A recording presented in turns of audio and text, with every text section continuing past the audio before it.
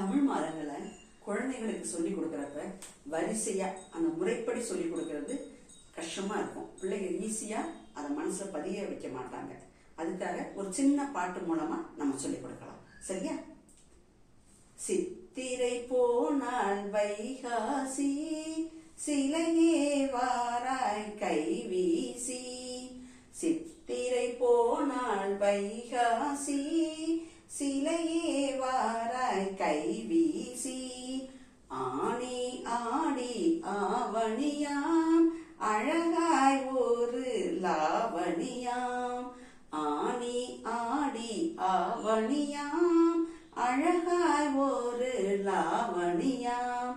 புரட்டாசிக்கு பின்னாலே ஐப்பசி கார்த்திகை வந்திடுமே. புரட்டாசிக்கு பின்னாலே ஐப்பசி கார்த்திகை வந்திடுமே. மார்கழி மாதம் பனி மாதம், மறுபடி வருவது தை மாதம். மார்கழி மாதம் பனி மாதம், மறுபடி வருவது தை மாதம். மாசி பங்குனி வந்திடுமே, தமிழ் மாத கணக்கும் முடிந்திடுமே. மாசி பங்குனி வந்திடுமே, தமிழ் மாத கணக்கும் முடிந்திடுமே. நன்றி.